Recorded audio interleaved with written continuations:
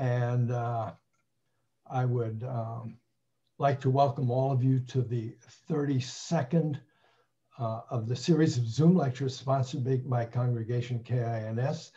For anyone here who might be unfamiliar with this program, we have speakers who try to correlate their topic to Torah. And the topic is a STEM-related topic. And in this case, it'll be mathematically related. Our speaker for today is Dr. William Gewirtz, and his topic is the Jewish calendar, a mathematical perspective. After studying with Rabbi Aaron Lichtenstein and the Rav, Dr. Gewirtz received a PhD in mathematical logic from the Qur'an Institute of Mathematical Science in 1974. He joined Bell Labs several years later and eventually became the chief technical officer of AT&T Business. Currently, he serves as a consultant in the fields of networking, communications technology, and services. He has always had a very strong interest in halakhic areas where mathematics, science, and/or logic play an important part, including all aspects of Zamanim. He has published articles in the area of Zamanim, on the Jewish calendar, the halakhic dateline, and other time-related topics. As always, I will offer you the opportunity to unmute yourself at any point in time if you have any questions, and also you'll have the opportunity a little bit later. So it's my pleasure now to turn the program over to Dr. William Gewirtz. All right, it's Bill. So first let me start with, we can dispense with the entire lecture by two little facts. Today was the Molad, if you listen to what was announced in Shul on Shabbos, and tomorrow is Rosh Chodesh. So, you know, all things being equal, looks like the rabbis did a very good job. The Molad should be the day after the Molad. If the Eidim came, there should be Rosh Chodesh. But anyway, I'm going to give you some background. And the reason for that is if you read the Rambam, Hilchos Kiddush HaChodesh, which goes from easy to a little difficult to impossible. The Rambam first covers how they did things historically when they were Mekadesh LaChodesh Al Pi Riyah. And there are only one or two sections, you know, Mishnayot, in the first couple of chapters that are challenging. Then the Rambam very dryly, and I use that word, you know, explains how the Jewish calendar works. And his explanation is the first written explanation that exists in our literature by a Jew. There was a previous explanation by an Arab in the 9th century, I believe, who was fascinated by the Jewish calendar. In the 9th century, they were still arguing about it a little bit. We know now from the Cairo Geniza, particularly of Machlokas, that really Rav Sadia Gaon probably put to rest. You know, Rav Sadia was not a Babylonian. He learned in Eretz Yisrael. He was an Egyptian. And when he came to Bavel, he kind of put an end between the Babylonians and the Israelis. And after that, the calendar sort of became roughly the calendar that we have today. Now, that is background. The Rambam does not, as Kedarko B'Kodesh, the Rambam does not teach mathematics or astronomy or anything. He basically tells you halachot, and he assumes that you know the background. And if you don't, well, tough luck, so to speak. You'll see in Hilchos Kiddush HaChodesh, there's a strong fall off in the number of people who, you know, write Perushim. And in fact, even those who do so gingerly. You know, they excuse themselves before they get started that I don't know this, but this appears to be difficult. What I want to do is I'm not going to go through any of the details of how the calendar works. What I'm trying to do is give you the background science that the Rambam sort of knew. Whether he knew it exactly as I describe it or he thought about it slightly different. I'm going to describe it in modern terms. I would argue that he probably was within 90% of what I described, maybe even higher. But I don't want to get into exactly what he knew versus what we know today. We'll talk about one item like that later on. So I want to go back to the science as it was that underlies Kiddush HaChodesh. And the Rambam does say that if you understand the principles involved, which I assume is a reference to the science, this stuff is easy, and then does not tell you the principles. So I'm going to, fix that minor issue and give you the principles. So let's start at the beginning. What were the rabbis trying to do? The rabbis really had two objectives by establishing the calendar. Their first objective was absolutely biblical. We're supposed to celebrate Pesach in the spring, Chodesh Aviv. So rule number one is regardless what we do, we don't want Pesach in the winter, which means we don't want Pesach to occur before the spring equinox. The equinox is the beginning of spring. Pesach has to effectively follow the spring equinox. Number two, Chazal wanted Rosh Chodesh to be significant. In other words, I'm not saying they wanted Rosh Chodesh to occur on the day of Rosh Chodesh. In fact, it's clear from the Rambam and from the Gemara that that was not an objective. It could be a day late. It shouldn't be early, but it could be a day or two late. That would not be a problem. But they wanted forever, the Darei Daros, for Rosh Chodesh and the observation of a new moon to be roughly correlated. Those were the two objectives. And then they used a variety of known science at that time to accomplish that goal. Okay, let's start at the beginning.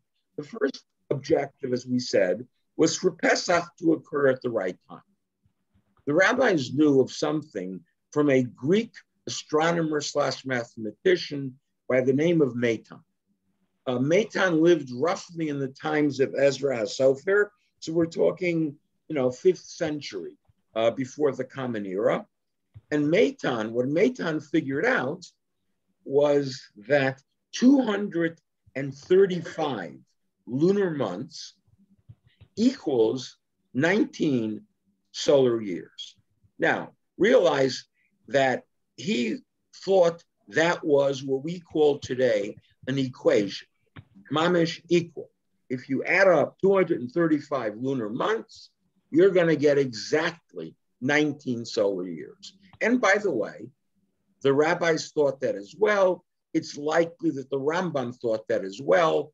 We know today that that is slightly inaccurate, a point we'll get to, but take for the beginning that 235 solar months equals, lunar months equals 19 solar years.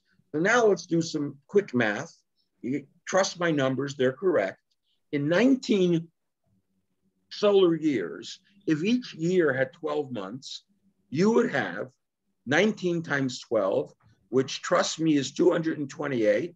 Take out your calculators if you don't. So you would have 228 months. But he said 19 solar years equals 235 months. So there were 7 months. And those 7 months, they had to be inserted into the various of those 19 years in order for 19 years and 235 solar months to exactly coincide. And that is exactly what Chazal did. When they established the calendar, we now know there's a 19-year cycle, mamish, the cycle of Meitan. And guess what? In those 19 years, they intercalate 7 months. We call them Adar Sheni, before Pesach. 7 of those 19 years, exactly the calculation that existed for quite a while, they added an additional month. The purpose of adding that month is if they didn't add that month, then unfortunately, Pesach would slide in before the equinox during the winter. And by adding the month, they were able to guarantee that Pesach always occurs after the spring equinox. Now, you look in the Gemara has various reasons for intercalating a month. The most fundamental is this one, that it has to occur after the equinox. There were others.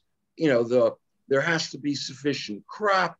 It has to be warm, and it has to be, the winter has to be over. There are various other reasons the rabbis would use to intercalate a month, even if it was not necessary, if for some agricultural reason they felt the necessity to do so. So that was preserved, that method that was used when the Chachamim were doing things al pi ria, with the existence of real witnesses, that was preserved in the Jewish calendar. So that's number one. Now we get to number two. We have to make sure that lunar months are make rough sense. Now here, there is a lot of science that was known and that you have to be familiar with. Going back to the times of the rabbis, even back then, no one knew the length of a solar year. In other words, there was no mechanism for people to say, this moment is the beginning of the year, and it is separated from the previous beginning of the year by this particular amount. The way they calculated that is using Meitan. They said, I'll get to that, and how they knew months we'll get to in a second. We know how long a month is, sort of. Okay, take 235 of them, divide by 19. Oh, now I know what a solar year is. So the way back, Bimei Chazal, no one really knew what a solar year was, except by using the calculation of Meitan. And if you look in the Rambam, and you look in the Gemara, and you look at my error from the 9th century, you will see that without mentioning the name Meitan, they all performed that calculation. Now the problem is, a real problem. The length of a lunar month is not known. Problem is that the length of a lunar month, as the moon circles around the earth, that's circling around the sun, it's closer, it's further, it's south, it's near the equator, it's wherever, it varies in length. So the length of a lunar month, without being precise to a minute, varies by about 18. Excuse me? I found you. I developed a form over here. Okay, so the length of a lunar month varies by approximately 18 hours. But ancients going back to Babylonian times, now we're talking Bayis Rishon, and there in fact are, I will call them scholars, though I disagree with what they write, they think that even in the times of Bayis Rishon, some of these calculations, which I'm about to tell you about, were already known. We know for a fact that these calculations occurred in Bavel, they occurred in Greece, and the rabbis were aware, very well aware, of the calculations that were still occurring in Roman times. And what the ancients knew, something I'm not sure all of us know, is when there is a new moon, the moon passes between the earth and the sun. At that exact moment, which is the same around the world, that is the only time at which you can experience a solar eclipse. In other words, a solar eclipse has to be at the identical moment when a new moon is born. On the other hand, when the moon is full, that in the middle of the month, the interval between that moment, that single moment in time, has to coincide with a lunar eclipse. So ancients knew when there was a lunar eclipse or when there was a solar eclipse, either a new month was starting or the exact middle of a month was occurring. Now, they took this knowledge, and there's a wonderful book by a venture capitalist in Israel, not on this topic at all, called God is in the Crowd. That is a principle of venture capitalists who invest in consumer technologies. I have absolutely zero interest in joining that group because consumers, in my mind, are fickle. In other words, what one consumer likes, the other one doesn't like. I'm not into trying to predict human behavior. But what the principle is the following.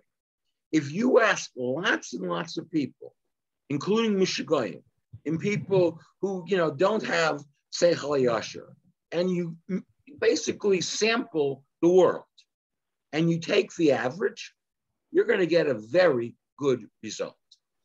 That's exactly what the ancients in Babylonia, Greece, and Rome did. They didn't have, they did not have atomic clocks. They weren't invented yet.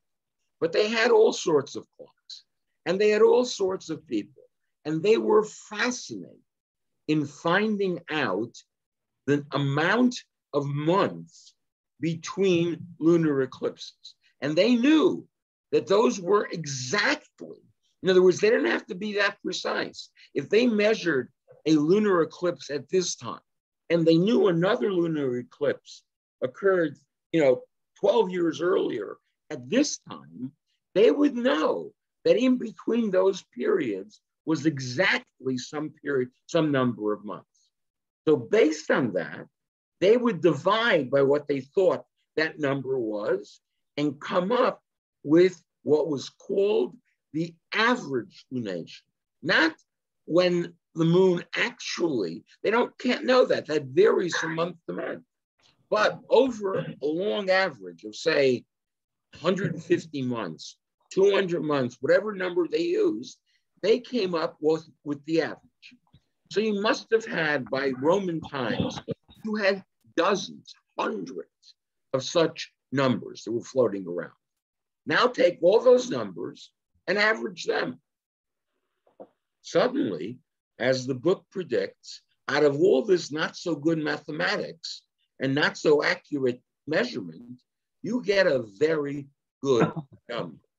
The number that they came up with was 29 and a half days and 793 halakim. You may recognize that Gemara. That number is in the Gemara. And people wonder, how did they get that number right? That number was well known in Roman times, and Chazal adapted it. They basically said the average length of a month is 29 and a half days. They knew it was either 29 or 30, and it was a little bit more than 29 or almost all of 30. And on the average, it's 793 parts of 1020, more than half a day. That was their calculation. Now, if you take that calculation and you basically write it as a 29 point in terms of how many days are there in an average month, that calculation is correct to 6 decimal places. That is what we call in any language a very good estimate. So Chazal's estimate for the length of a month was correct to 6 decimal places. Now, there were Gaonim, and Rav Sadia going to, who was battling with the Karaites. I don't know if you realize Rav Sadia had real live battles with the Karaim, and we basically have very little of Rav Sadia's writings. We're finding them every day in the Cairo Geniza, and we're finding that he wrote probably as much as Rambam in terms of extensive amount of literature across as wide an area of topics as philosophy, mathematics, halacha, disputation, the interpretation of Chumash. But one of the things that Reb Sadia was very upset about was the Karaim were giving him a very, very hard time about the fact that he was calculating using a fixed calendar. So Reb Sadia said, you know what? How were Chazal so accurate? It must have been halacha l'Moshe Messina. Now, the Rambam and the Ramban become apoplectic. They are really upset. They basically say that Sadia was saying all of this because he was arguing with the Karaim. And no one as smart as Sadia could have really believed that. So they, and that's probably, I think, correct. The way the Chazal knew it was they knew it because that was the science of the times. To further illustrate the point, today, with very, excuse me, I have something. Sorry, Cheryl Parrish, I think you're talking, your mic is on. But anyway, today, with all of our scientific advance, we do not know that number to the 9th decimal place. There's still argument, as we know the 8th decimal point pretty accurately, but we don't know the 9th. So in 2,000 years, our knowledge has progressed by 2 decimal places, from the 6th to the 8th. Not, if that was a description of how much science in general advanced, it'd be pretty easy to be a scientist. But, that shows you the accuracy with which Chazal knew that particular number. I mention this because the same organization that brought you Bible codes has a video that says, we know that this is halacha l'Moshe Sinai because it was correct to 6 decimal places. And it kind of bothers me. Why did God get 2 of them wrong? Why, we're not talking about a scientist. If you say it's halacha l'Moshe Sinai, then Moshe received it from the Almighty. So why didn't the Almighty know all 8 decimal places? It's a little bit embarrassing, I think, for someone to claim that it was somehow known. But anyway, that's what Rav Sadia said, and that's how the rabbis knew the average month. So what they said was very simple. They picked a time when they knew there was a solar eclipse.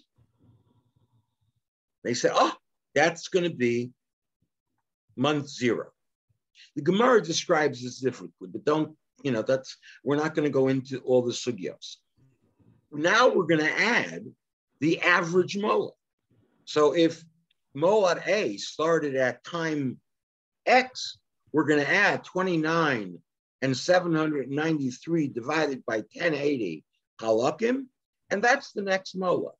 And from then, ad hayom hazeh, every month, we add 29 and a half plus 793 over 1080 to the last molad. And that's what we announce in Shul every Shabbos.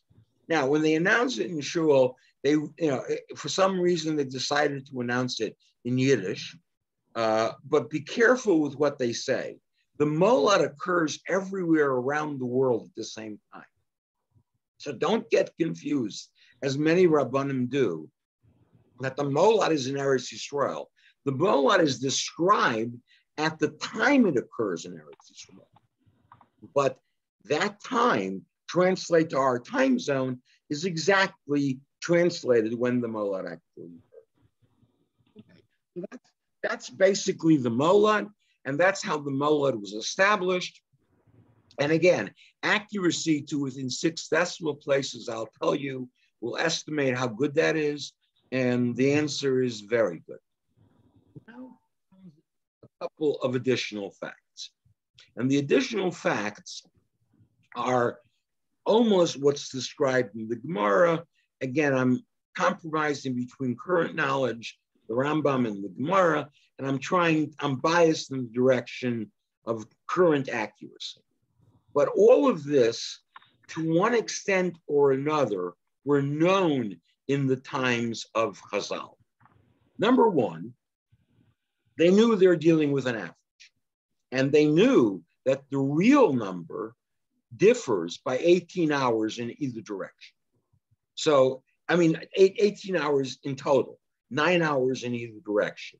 So when I say the molad is at a particular time, the real molad could occur anytime in the preceding 18 hours or any time in the subsequent 18 hours.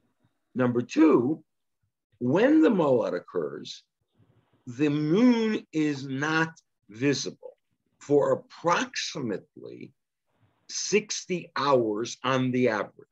So in other words, for a day and a quarter before and a day and a quarter afterwards, you're not going to see a moon. That average is a huge average. Sometimes the moon is visible 3/4 of a day after the molad, and sometimes you don't see a moon for many days after the molad. Basically almost 3 or 4 days after the molad. We had an occurrence like that about 8 or 9 years ago, where our Muslim friends who who still do things based on observation, you can't imagine, that's not good for caterers. If you don't know when Rosh Hashanah is going to be, and you don't know when the new moon is going to be, how the hell do you prepare for your Pesach programs? But Muslims don't have Pesach programs. We use a fixed calendar. They use a real observation. So they had Rosh Chodesh on a Wednesday, on a Shabbos. We had Rosh Hashanah the preceding Thursday. And that was also because of a Dechiyah. So we were off by a lot. The third thing that Chazal knew was the moon sometimes took what Chazal called a short route and sometimes took a long route, meaning as it circled the earth, a long route would mean it was going around the equator. So it's going around the equator, it's visible, in almost all inhabitable regions at the same time. If it was going on a very southern route, in other words, meaning a short route, meaning closer, say, to the South Pole, then you couldn't see the moon in the northern hemisphere for another day. So Chazal knew that between what they call a molad, which was they knew not to be accurate, there were at least 3 factors that introduced, inaccuracy in their calculation.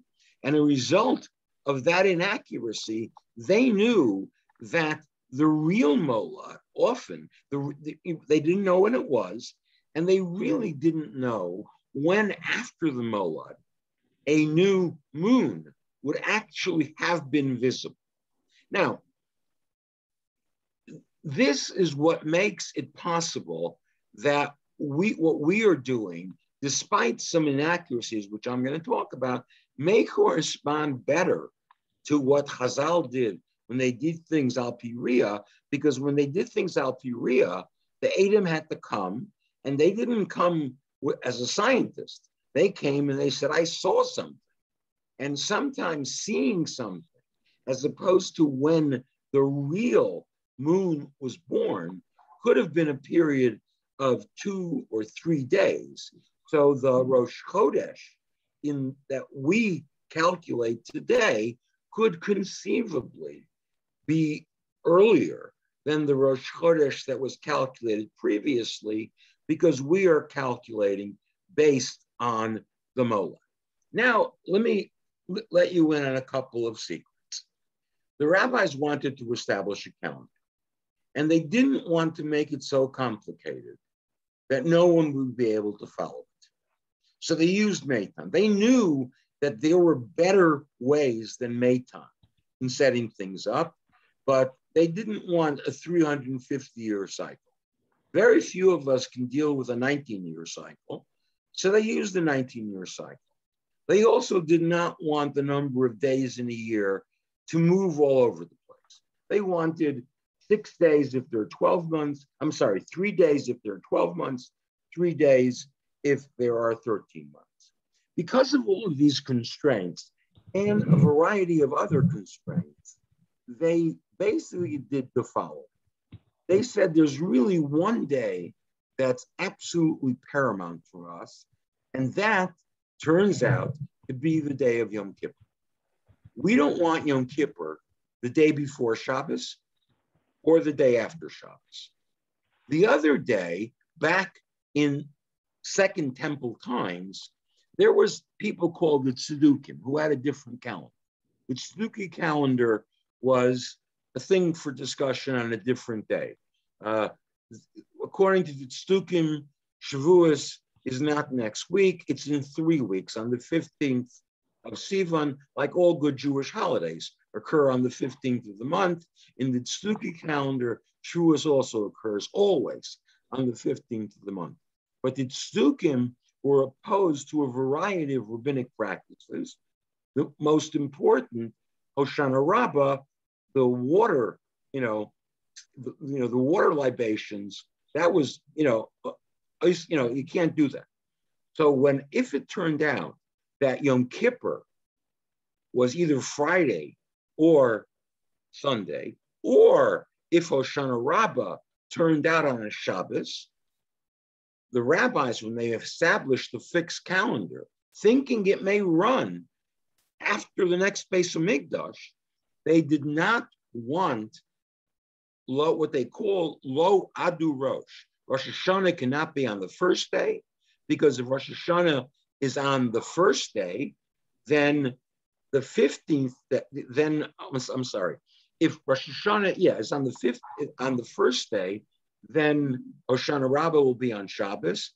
If Rosh Hashanah is on the Wednesday, Daled, then Yom Kippur will be on Friday. And if Rosh Hashanah is on Friday, Yom Kippur will be on Sunday. So the first rule they came up with was Lo Adu Rosh.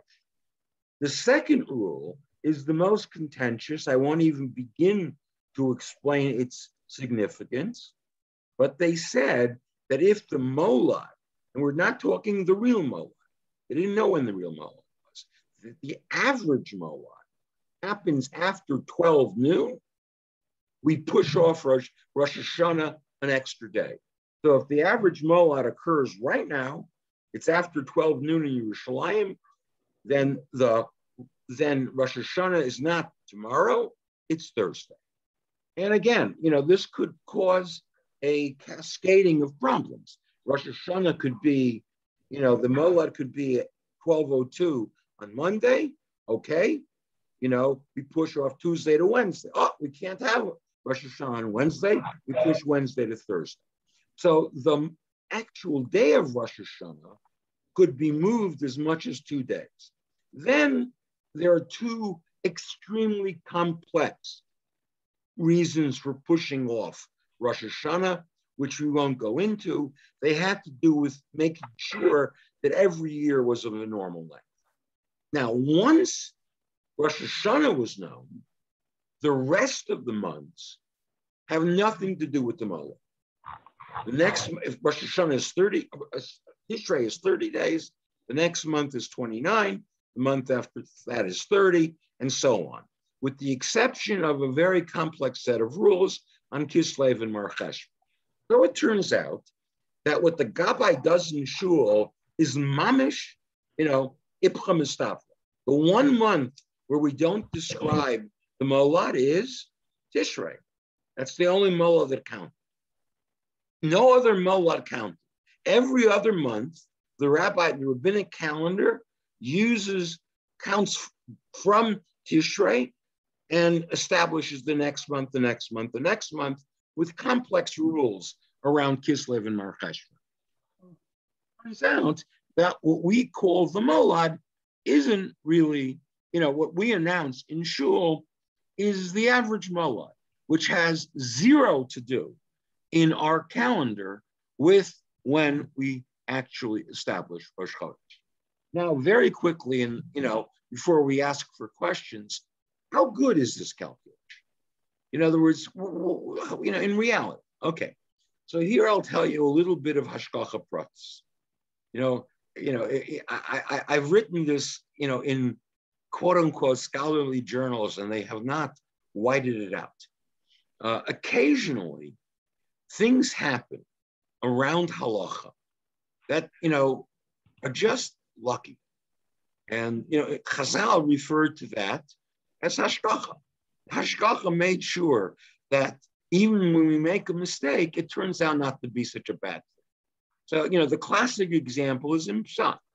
If you go through all the Psakim, the Sifrei Halacha, the Shalos and Shuvas of Gedolei Yisrael, for the last, we started writing Shuvas in the times of the Rishonim, but most of the Shuvas were written in the times of the Achronim. And you study the logic of the Achronim, and you look at the logic. You can argue with the logic from Hein Bismarck. There are Shuvas by Rav Moshe Feinstein, by the Chassam Sofer, by the Noda B'Yehuda, that you say, I don't understand what, this is illogical. It doesn't conform with science. It doesn't conform with math. It's whatever. Then you say, what about the Psak? You say, you know what? Despite the fact that the logic wasn't so good, what a remarkable amount of siyata d'shmaya Rav Moshe must have had. Despite his logic, his psakim are almost perfect. So, and by the way, I actually believe that. Of course, if you're not an Orthodox Jew and you're writing in a scholarly journal, you have to write that in a very polite way.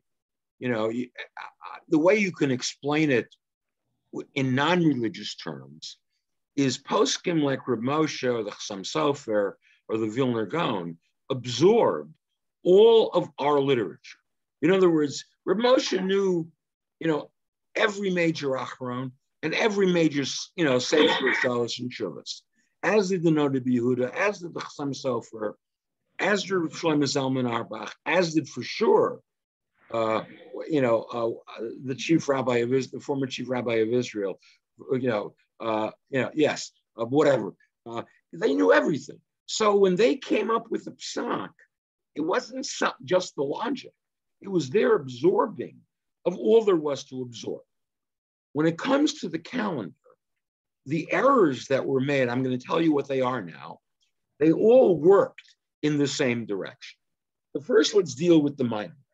We now know the length of the lunar month, I told you, to 8 decimal places. All right. So we added 2 decimal places in 2,000 years. The impact of that is that the lunar month turns out to be a half a second shorter than we calculate. So our calculation is a half a second normal, which means that every 10 years, what do we come up with? We come up with 5 seconds. Every 5 seconds. So, all right. So it's 5 seconds every 10 years. Every 120 years, we come up with a minute. All right. No, I'm sorry. Half a second a month. I'm sorry. 12 months in the year. I'm sorry. I was doing it backwards. 12 months in the year means we're off by 6 seconds a year. So 6 seconds a year, every 10 years, we're off by a minute. Every 60 times 10, it's every 600 years, we're off by an hour. So now, Baruch Hashem, after roughly 1,800 years, the molad may be off by about 3 hours. But in which direction?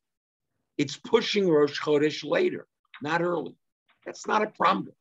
Chazal, in the Gemara, there are dozens of examples of times where the Chachamim pushed Rosh Chodesh off a day. So we may be pushing it off a day every once in a while. Big deal. Now, for those of you who are mathematically inclined, there is a certain mathematical inelegance to that, which if you read my paper, you'll see it.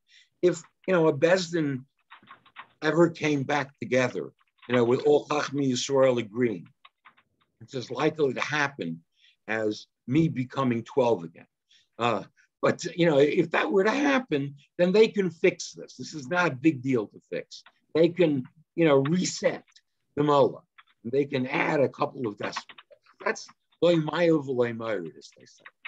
The bigger problem is the length of the year. The length of the year is off by, give or take, 5 minutes, but also moving towards the summer. So those of you who remember a year and a half ago, I can't remember, 2.5 years ago, remember we had Hanukkah and Thanksgiving on the same day.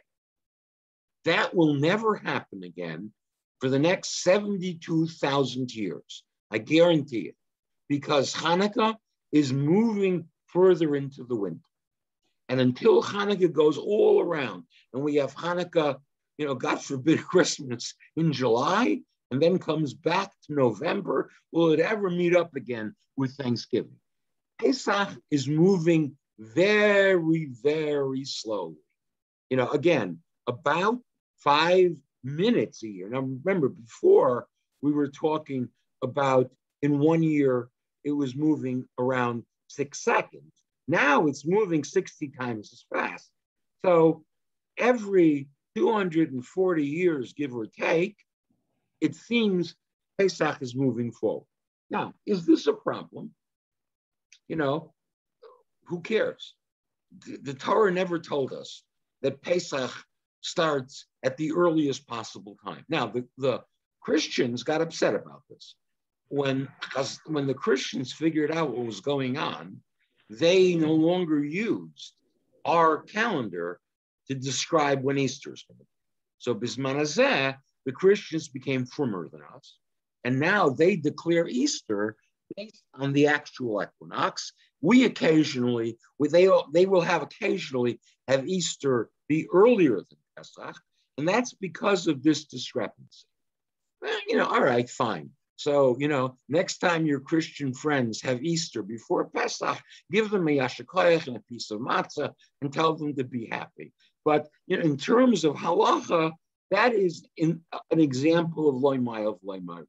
There is a professor at the University of Toronto who tried to figure out, using all the rules Chazal have and everything else, can you make a better, calendar, almost perfect calendar? And he did.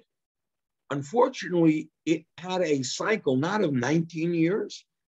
It was about 6,400 years long. And during that period, one of those years, mamish, one of those years, when we added a month, he took it out. So in about 3,000 years, we're going to be off, from the equinox by maybe close to a month. So in about 3,000 years, we have to hope that something happens. So we're going to have to hope that in the next 3,000 years, Chazal decide to do a slight adjustment, and they decide to drop 1 extra month of Adar, and then we'll be back to being perfect. We can go back to our 19-year calendar. We don't have to adopt a calendar that nobody in their right mind would establish for Klal Yisrael to find. You'd have to write, he did this with a modern day computer that can do, billions of calculations until he was able to find this miraculous number. Now, to end, let me tell you something which I honestly believe, which has nothing to do with science. But as many of you know, both the Rav Soloveitchik Zatzal, and his uncle, the Brisker Rav, talked about Kiddush HaChodesh endlessly. In other words, they both learned Kol HaTorah Kula, but for whatever reason, they were both fascinated with the subject of Kiddush HaChodesh. The Rav also, I can assure you, was aware of everything I just said. There is no question. He knew the science, he knew the mathematics, he knew the errors in the calculations. Now, did that affect what he said, la halacha? You can say maybe yeah, maybe no. I'm not even gonna speculate. But the Rav was of the opinion, which his uncle agreed to, and I can assure you, his uncle did not know science. His uncle was not influenced by the science to interpret a Rambam. But the Rav said something unbelievable, that Bezdin, when it's Mekadesh the Chodesh, is not doing it because Bezdin is empowered to be Mekadesh the Chodesh. They're doing it as a representative of Klal Yisrael.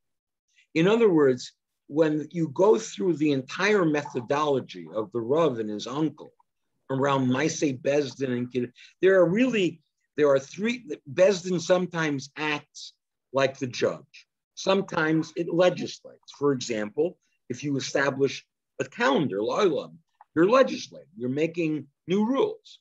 Sometimes Bezdin acts as executive. They're declaring. They declare the boundaries of Yerushalayim larger. That's not a psak. That's not a gzera. That's their executive power. Sometimes they're acting on their own behalf. They're acting as themselves.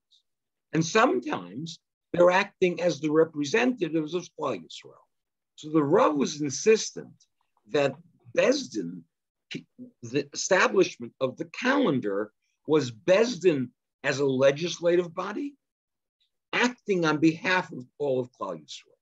And he proves this there are two yard sites here in which we're not going to go through, but he proves this brilliant.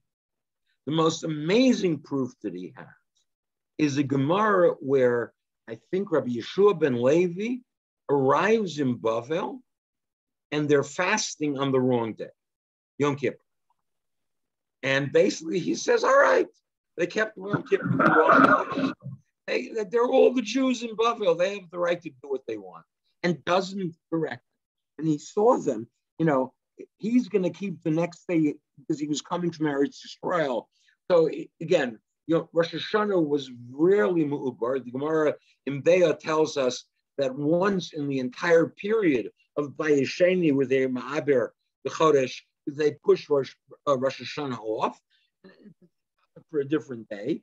So Bavel depended on the fact that Rosh Hashanah was always the day it was calculated to be.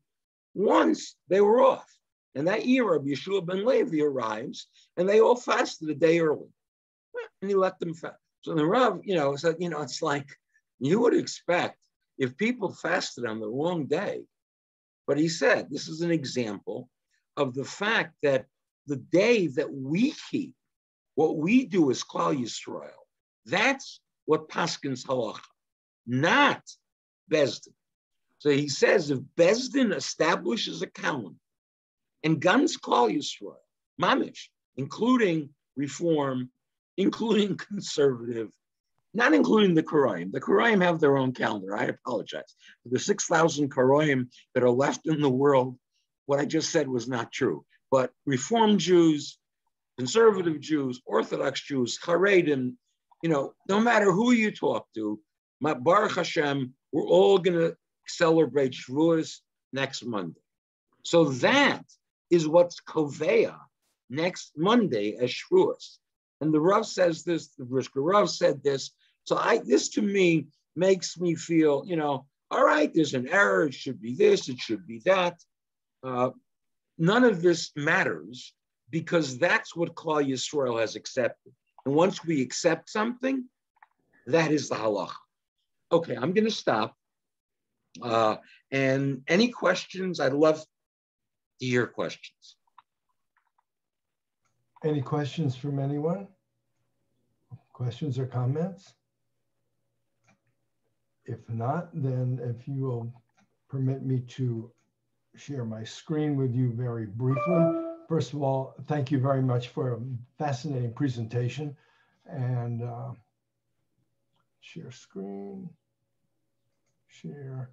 And I just wanted to show you what's coming up next week on the 18th at Shavuos. And so we, of course, have canceled the lecture for that day.